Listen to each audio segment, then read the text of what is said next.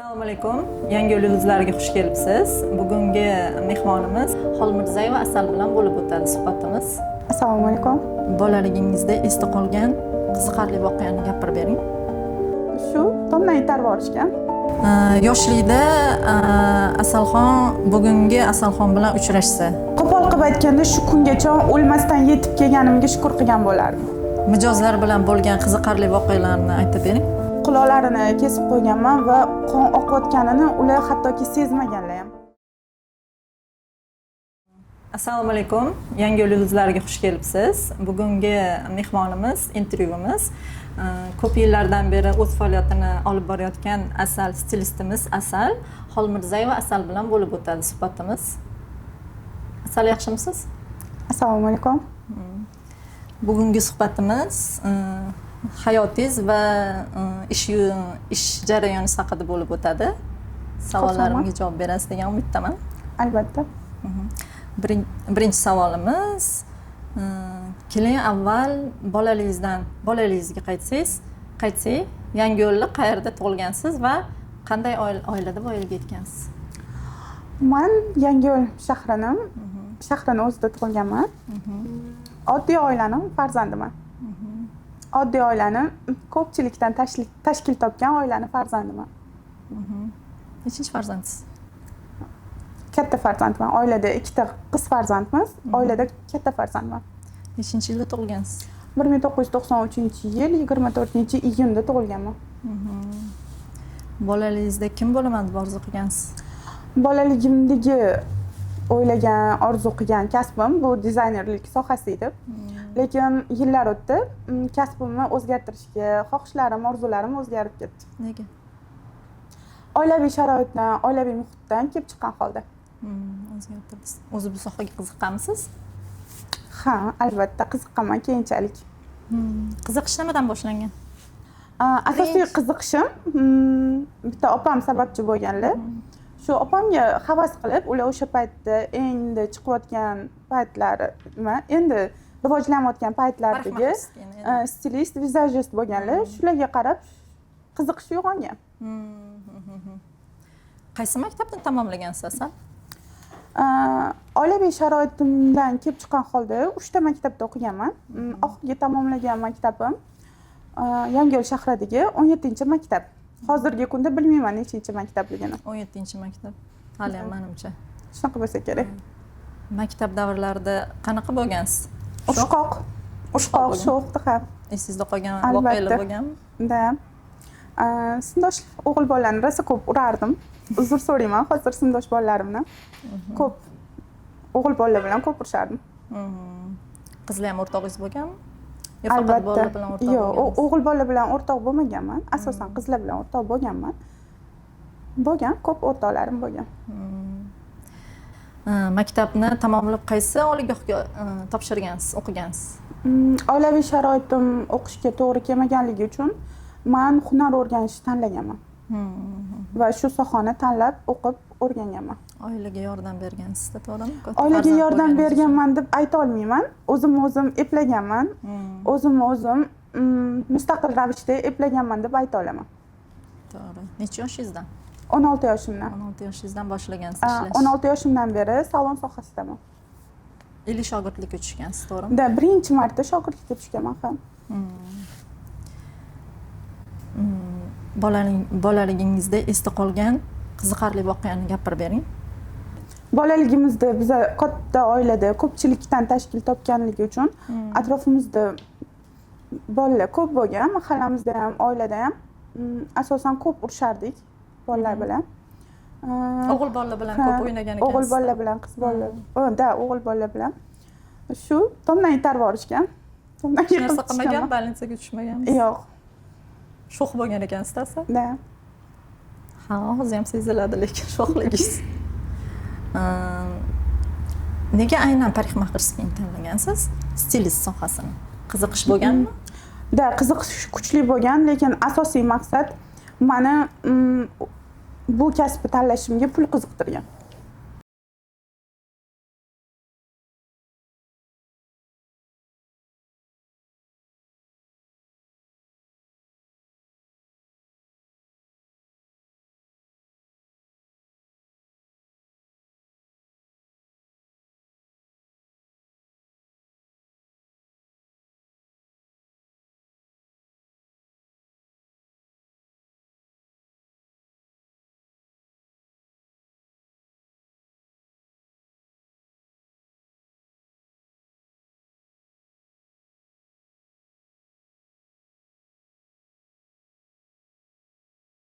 shu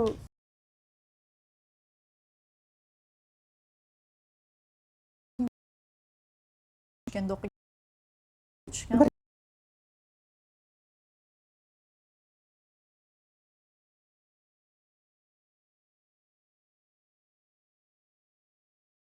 yo'q. Hozirgi kunda ulardan umuman xabarim yo'q. Qayerdaligini ham bilmayman hattoki. Keyin shaharga chiqqanman. Biz har yilda bir marta malaka oshiramiz. Ustozlarim ko'p. Ustozlarim ko'p.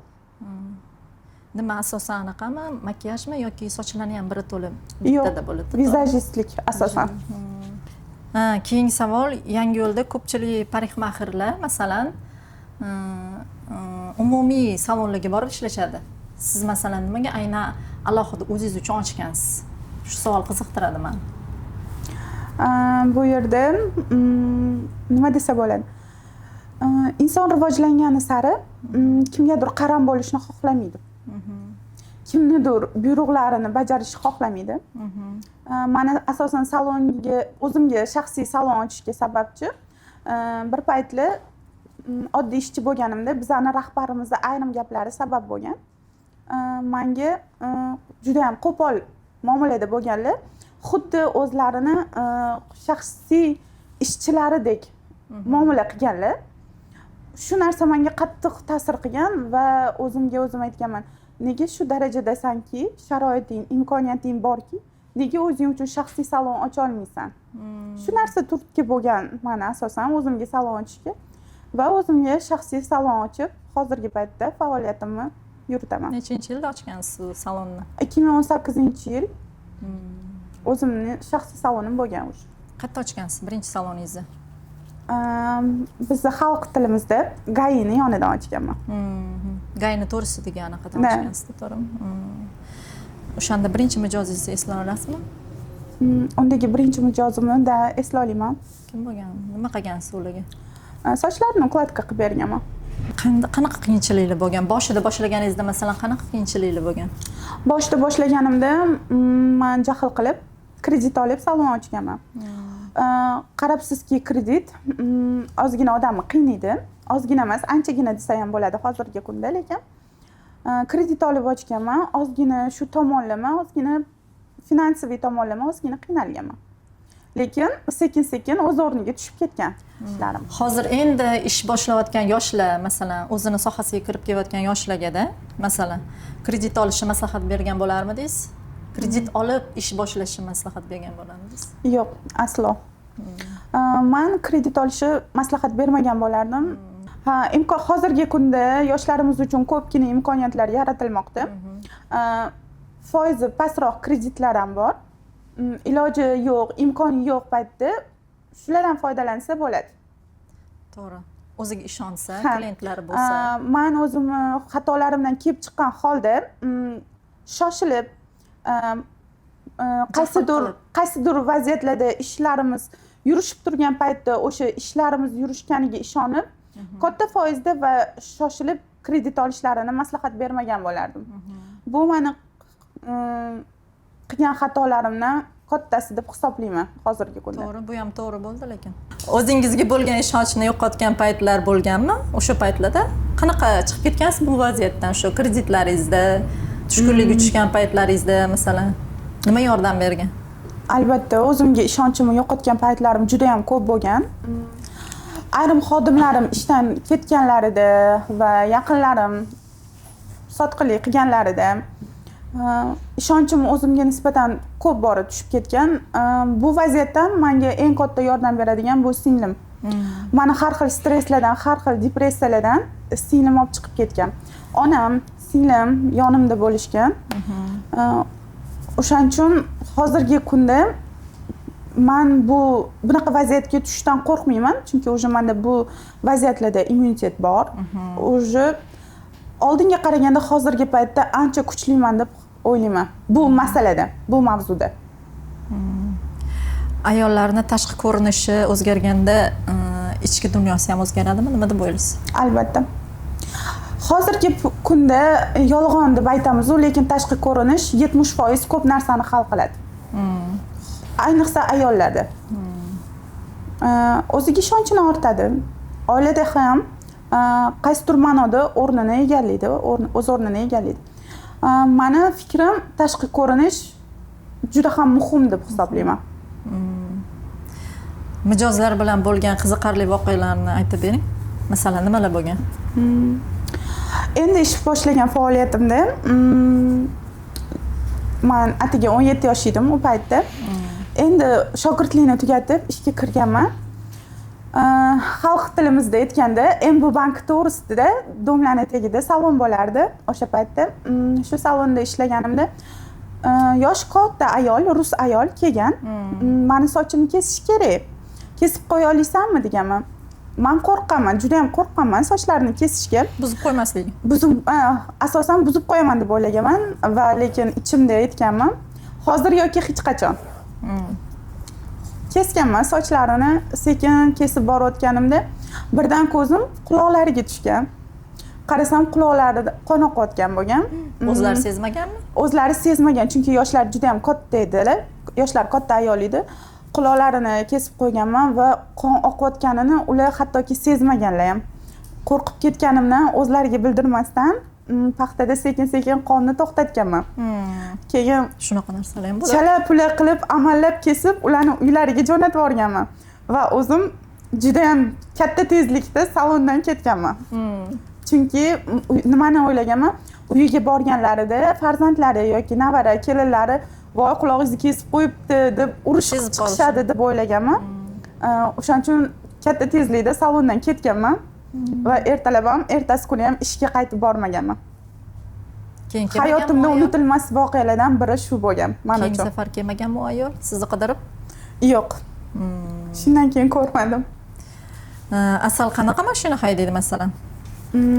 Hozirgi kunda sharoitimdan kelib chiqqan holda, moliyaviy sharoitimdan kelib chiqqan holda Nexus haydayman. Birinchi mashinangiz Nexus mi yo undan oldingisi bo'lganmi? Birinchi mashinam Spark bo'lgan. 2019-yil Spark mashina olganman. Keyin ayrim sabablarga ko'ra sotib, hozirgi kundagi Nexus mashinamni olganman. Qizlarning o'rtasida dugona bo'ladimi? Nimada bo'lasiz? Dugonangiz bormi? Yaqin dugonangiz bormi? Dugonam bor. Do'stlik yo'q. Do'stlik yo'q. Ayollar o'rtasida bo'lmaydi. Ayollar o'rtasida do'stlik yo'q. Kam. Bo'lganda ham juda ham kam miqdorda. 100dan biri, lekin menda bor. Ko'pchilikni baribir ichi qora bo'ladi. Albatta. Shunaqa bo'ladi. Yoshlikda Asalxon bugungi Asalxon bilan uchrashsa, nima bilan faxrlansa bo'ladi? Masalan, qiyinchiliklardan o'tganimi, masalan? Nima desa bo'ladi? Qo'pol qilib aytganda shu kungacha o'lmasdan yetib kelganimga shukr qilgan bo'lardim. Shunchalik qiyinchilik bo'lgan? Albatta. Sababiki bizni ota-onamiz ayrim sabablarga ko'ra ajrashib ketishgan, onam bilan dadam va men o'gay onani qo'lida katta bo'lganman. Onangiz bilan chiqib ketmagansiz? Yo'q, men o'shanda tanlash imkoniyati bo'lganda dadamni tanlaganman va hozirgi kunda juda ham afsuslanaman shu tanlovimdan. Hozirda onangiz bilan uchrashib turasiz, to'g'rimi? Yo'q, keyin 16 yoshimda onamning yonlariga qaytib borganman. Birga yashagansiz keyin? Ha, keyin turmushga chiqqunimga qadar onam bilan birga yashaganmiz. Nechinchi yil to'yingiz bo'lgan? 2011-yil. Sevib turmush qurganmisiz? Ha. Nechta farzandingiz bor? Hozirgi kunda 2 ta o'g'lim bor. Necha yosh ular? Ismlari nima? Katta farzandim Suhrobek, 14 yosh bo'ladilar. Ikkinchi farzandim Imronbek, 10 yosh bo'ladilar. Yaxshi. Umrlari uzoq bo'lsin. Rahmat. Katta bola bo'lishsin. Rahmat. Sizni eng ko'p ilhomlantiradigan kim? O'g'illaringizmi, turmush o'rtog'ingizmi, onangizmi, avvalgi o'zim. O'zingiz. Avvalgi o'zingizga o'zingiz motivatsiya berasiz, to'g'rimi? Da, avvalgi o'zim va singlim. Malakangizni oshirib turasizmi? Bizni sohada malaka oshirmagan inson uzoqqa bormaydi. Bizni shaxsan o'zim har yili bir marta taniqli stilist, vizajistlardan malaka oshirgani, ulardan dars olgani boraman. Yilda bir marta. Toshkentga borasiz, shaharga borasiz. To'g'ri. Narx belgilagandacha nimalarga e'tibor berasiz? Narxi o'zi emas, masalan, ukladkagami, kiprin masalan bo'yanishda nimasiga e'tibor berasiz? Men asosan narxga emas, men o'zim ishimga javob beraman. Men birinchi o'rinda shu olayotgan narximga ishim stoyishligiga qarayman. Ishim o'sha mijoz deb aytadigan bo'lsak, o'sha ayol xursand bo'lsa, o'sha ayolga yoqsa, mana o'sha ko'proq menga o'sha narsa anaqa kayfiyat bag'ishlaydi. Narximni kosmetikamdan, rasxodlarimdan va o'zimning mehnatimdan kelib chiqqan holda belgilayman. Ko'nglingiz to'lmagan ishlaringiz ham bo'lgan? Da, juda ko'p. Da, paytlaringiz ham da, bo'lgan? shu kunga qadar juda ko'p. Tan olish kerak, bu hamma stilistlarda bor. Buni hamma stilistlar ham tan oladi. Necha ming marotaba makiyajlarini buzganmiz shu kunga kelguncha. Ko'p ayollarning makiyajlarini buzganmiz, sochlarini buzganmiz. Hech narsa o'zidan o'zi bo'lib qolmaydi. Bu ham bir tajribada. Albatta. Ish joyingizda tozalik va gigiyenaga qanaqa e'tibor berasiz? Bizda sohada birinchi o'rinda turadi. Gigiyena. Da. Birinchi o'rinda turadi. qilasiz? E'tibor. Gigiyenadan qanday foydalanamiz? Biz har bitta mijozdan keyin kislarimizni alohida yuvamiz va har bitta klientga alohida yangi sponj ishlatamiz. Imkon qadar gigiyenaga, tozalikka juda ham qattiq rioya qilamiz. Shunisi muhim. Albatta. To'g'ri. Shogird ham olib turasizmi? Shogird masalasiga kelsak, shuncha yillik tajribamdan kelib chiqqan holatda shogird o'zimga yoqqan qizlarni olaman. Pul uchun olmayman shogird. Qanday bilasiz masalan o'ziga yoqqan qizni? Tanlab olasiz. Og'ir bosiq, yolg'onchi emas, qo'li egri emas. O'qishga ketdim deb ota-onasini aldab chiqib ketadigan qizlarni olmayman. Chunki bir paytlar bu menga juda ham katta dars bo'lganligi uchun hozirgi kunda duch kelgan qizni shogirdlikka olmayman. Avval sinaysiz, keyin Avval sinash bu yerda muhim emas. Gaplashib ko'raman, oilaviy sharoitini ko'raman, kuzataman, keyin shogirdlikka olaman. To'g'ri. Bu ham to'g'ri. Shu sohada necha yildan beri faoliyat yuritasiz? Bu yil 16 yil bo'ldi, ro'parasi. Shu sohadaligimga. Nechinchi yilda boshlagansiz? 2010-yilda. Shu sohani tanlab moddiy nimalarga erishdingiz? Shu kasbingiz orqasidan. Bu kasbim orqasidan birinchi o'zimga shaxsiy avtomobil sotib olganman va uy olganman o'zimga shaxsiy. Uy novostroyka olganmisiz yo hovli olganmisiz? Quruq yer olganman, aniqrog'i quruq yer olganman desam to'g'riroq bo'ladi. Hozirgi kunda o'zimiz noldan boshlab quryapmiz. Yaxshi. Xarakteringiz kasbingizga mosmi? Albatta. Mos. Ayollarga go'zallik bag'ishlayman va kayfiyat ulashaman deb bemalol ayta olaman. Meni oldimga kelgan ayollar har doim kayfiyatlari ko'tarilib ketadi. Yaxshi. Hozirgi kunda yoshlarga shu kasbni tanlashlarini tavsiya qilgan bo'larmidingiz? Albatta. Tavsiya qilgan bo'lardim. Ayniqsa ayollarimiz hozirgi kunda o'zlarini finansiviy ta'minlay oladigan ayollar bo'lishi kerak deb hisoblayman. Hozirgi zamondan kelib chiqqan holda va o'z kasblarini orqasidan yaxshi daromad qilishlarini va yuqori natijalarga erishlarini tarafdoriman. Ayniqsa qiz bolalar hunarli bo'lib borish kerak kelin bo'lib. Albatta. O'zini qo'lidan hunari bo'lsa. Albatta. Shu hali amalga oshmagan eng katta orzularingiz nima? Hali amalga oshmagan orzularim juda ko'p. Ertalab kechon sanab sanog'iga yeta olmaymiz. Eng hozirgi kunda eng katta orzularimdan biri onamni sayohatlarga olib borish va umra safarlariga, haj safarlariga olib borish. O'zingiz qaysi davlatda bo'lgansiz? Men hozirgi kunda faqatgina Turkiya davlatida bo'lganman. Masalan, sevgi siz uchun nima? Sevgi siz uchun nima? Sevgi bu hurmat. Sevgi bu hurmat. Yangiyo'llik bo'lganingizdan faxrlanasizmi? Ha, albatta, yangiyo'llik bo'lganimdan faxrlanaman va bundan uyalmayman. Faxrlanadi. Endi blitz savollarga o'tamiz. Qisqa javob berishingizga to'g'ri.